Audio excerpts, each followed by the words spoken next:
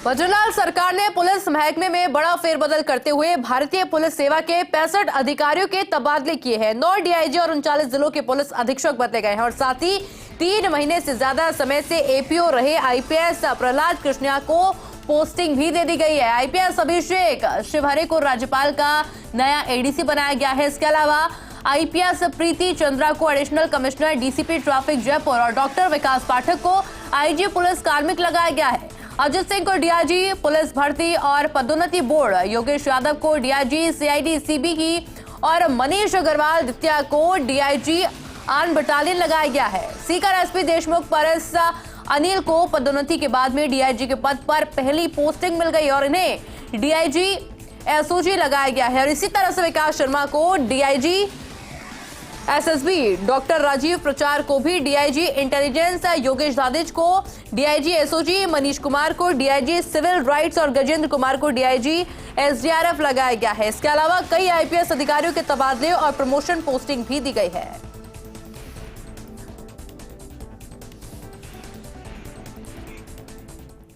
प्रधानमंत्री नरेंद्र मोदी ने राजस्थान में 17,000 करोड़ रुपए की विभिन्न विकास परियोजना का लोकार्पण और शिलान्यास किया। वहीं प्रदेश के सभी विधानसभा क्षेत्रों के लाभार्थियों को संबोधित करते हुए विकसित भारत के संकल्पों में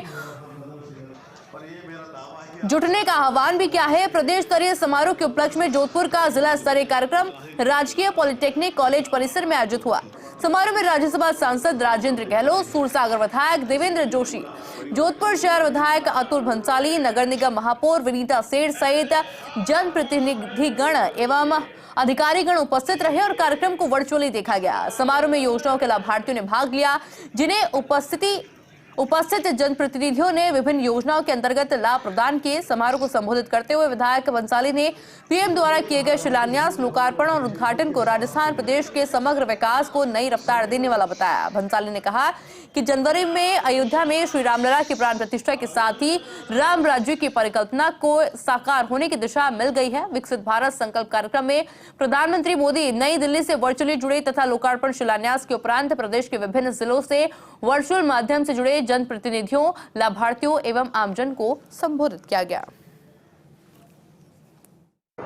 सरकार बनते ही 15 दिन के अंदर विकसित भारत जन यात्रा राजस्थान में चालू हुई और 2 महीने में ऐसा काम किया कि कई क्षेत्र में पूरे भारत के अंदर उन्होंने कीर्तिमान बनाया। सबसे ज़्यादा आयुष्मान कार्ड हो या और भी योजनाएं जिनके अंदर उन्होंने नंबर 1 राजस्थान को बनाया, उसके लिए राजस्थान सरकार और मुख्यमंत्री जी का बहुत बहुत धन्यवाद और अभिवादन। हम सब ने जोधपुर के विभिन्न क्षेत्रों में विकसित भारत जन यात्रा के विभिन्न शिविर में हम आप सबके लोगों के साथ हम वहाँ गए हैं और जिस तरह से समाज के वंचित लोग जो सरकार केंद्र सरकार की योजनाओं का राजस्व और सरकार के कांग्रेस की सरकार की उपेक्षा की वजह से लाभ लेने से वंचित रह गए थे, उन लोगों को भी जन भागीदारी के रूप में केंद्र सरकार की योजनाओं का जिस तरह से लाभ मिला। कोटा में चंबल नदी पर चंबल रिवर फ्रंट निर्माण को लेकर नियमों के उल्लंघन और भ्रष्टाचार के आरोप लगाते हुए अजमेर निवासी अशोक मलिक और ध्रुपद मलिक ने एक याचिका एनजीटी में पेश की थी, जिस पर सुनवाई करते हुए एनजीटी की भोपाल बेंच में जस्टिस एसके सिंह और न्यायिक सदस्य अफरोज अहमद की खंडपीठ ने याचिका को खारिज कर दिया है। याचिका को यह कहते हुए खारिज कर दिया गया कि मामले में जांच के लिए जो कमेटी गठित की थी और गुजरात इंजीनियरिंग रिसर्च द्वारा जो रिपोर्ट पेश की गई उसके अनुसार पर्यावरण नियमों का कोई उल्लंघन नहीं हुआ है और जल प्रदूषण की रोकथाम और नियंत्रण अधिनियम 1981 का उल्लंघन नहीं माना है। अशोक मलिक और दुपुद मलिक ने याचिका में आरोप लगाया था कि कोटा में चंबल नदी पर 1400 करोड़ से ज्यादा की लागत से चंबल रिवर फ्रंट का निर्माण हुआ। रिवर फ्रंट का कंस्ट्रक्शन घड़ियाल अभयारण्य इलाके में हुआ और नदी के किनारे पर कमर्शियल एक्टिविटी की जा रही है जो पूरी तरह से अवैध है। इसके लिए कोटा यूआईटी ने कोई परमिशन भी नहीं ली, ना ही पर्यावरण स्वीकृति हासिल की। याचिकाकर्ता का आरोप है कि ये पूरी तरह वाइल्ड लाइफ प्रोटेक्शन एक्ट का उल्लंघन है। पाली के सुमेरपुर में जवाई बांध रेलवे स्टेशन पर जम्मू तवी एक्सप्रेस ट्रेन का ठहराव शुरू हो गया है। सांसद पीपी चौधरी ने ट्रेन को हरी झंडी दिखाकर रवाना किया। सांसद पीपी चौधरी और कैबिनेट मंत्री जोराराम कुमावत ने लोको पायलट और गार्ड का स्वागत भी किया गया। जवाई बांध में ट्रेन ठहराव होने से सुमेरपुर, शिवगंज सहित कई गांवों को लाभ मिलेगा। मुख्य रूप से वैष्णो देवी माता के दर्शन के लिए लोगों को लाभ मिलेगा।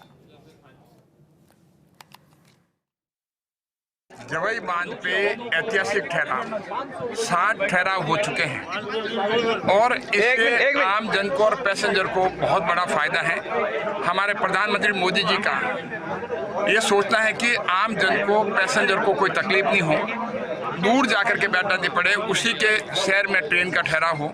उसी क्रम में लगातार हम कह सकते हैं कि पिछले 10 साल में मोदी जी के नेतृत्व में हमारे माननीय रेल मंत्री अश्विनी वैष्णव जी ने 7 ठहराव अभी तक जो पिछले 10 साल में 7 ठहराव जवई बांध को दिए हैं और उसके अलावा जवई बांध के स्टेशन का विकास।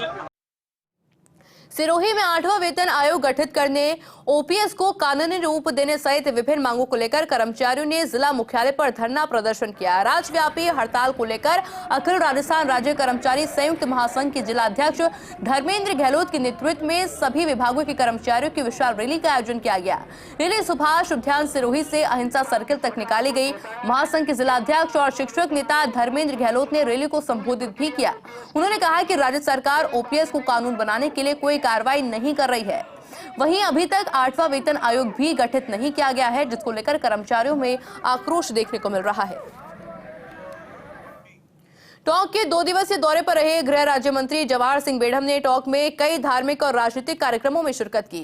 भगवान देवनारायण की जयंती के अवसर पर आयोजित प्रसिद्ध देवनारायण यात्रा के शुभारंभ से पहले मंत्री शहर के पुरानी टोंक के हीरा चौक से देवनारायण मंदिर पहुंचे। इस दौरान मंत्री जवाहर सिंह बेढ़म ने देवनारायण मंदिर में पूजा अर्चना कर देश और प्रदेश में खुशहाली की मंगल कामना की। मंत्री ने भगवान देवनारायण की आरती कर धर्म पताका फहराकर देवनारायण शोभा यात्रा को हीरा चौक से रवाना किया। इस दौरान मंत्री और विभिन्न समाजों की ओर से माला एवं साफा पहनाकर स्वागत भी किया गया। इस दौरान विभिन्न गणमान्य लोग मौजूद रहे।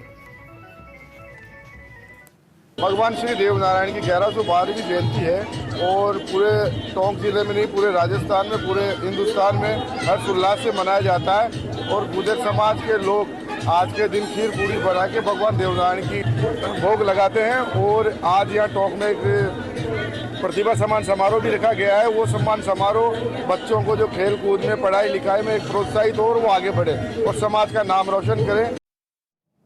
जयपुर के शास्त्री नगर स्थित खंडेलवाल कॉलेज में शेखावटी रंगरेज सम्मेलन समिति की बैठक का आयोजन हुआ। बैठक में इस्माइल सोलंकी सीकर की अध्यक्षता में हुई। रंगरेज सम्मेलन समिति के प्रवक्ता अनवर हुसैन ने बताया है कि 9 नवंबर 2024 को केवल 1 रुपए में करीब 50 जोड़ों की शादी कराई जाएगी। वहीं बैठक में हाजी अयूब महरोली को सबकी सहमति से सम्मेलन का अध्यक्ष चुना गया है।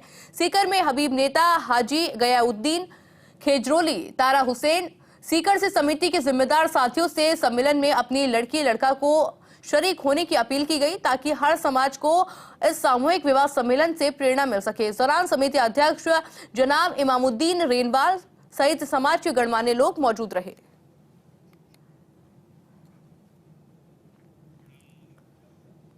नागौर में पशु मेले में ऊंट सजावट और ऊंट नृत्य प्रतियोगिता का आयोजन किया गया, जिन्हें देखने विदेशी सैलानी भी मेले में पहुंचे। इस मौके पर पशुपालकों के इशारों पर सजे धजे ऊंटों ने नृत्य, दौड़, साज सज्जा, कारा कटिंग सहित अनेक करतब दिखाए। गोरबन से सजे धजे ऊंटों की मनमोहक रंग बिरंगी सजावट हो या फिर रोमांचक कर देने वाले बैंड की धुन पर थिरकते ऊंटों के कदम, हवा में अटखेला करते दृश्य हो या ऊंटों पर बारीकी से की गई सुंदर फर कटिंग, जिसने भी ये नजारा देखा एक बार देखता ही रह गया। रेगिस्तान के जहाज ऊंट के करतब देख देशी विदेशी सैलानियों के आकर्षण का मुख्य केंद्र रहे और सैलानियों ने इस रोमांचक प्रतियोगिता का जमकर लुत्फ भी उठाया। This is the first time I've been to India. I love it. I love the culture, love the food overall. I like the fair because I just like animals in general. So this is so unique.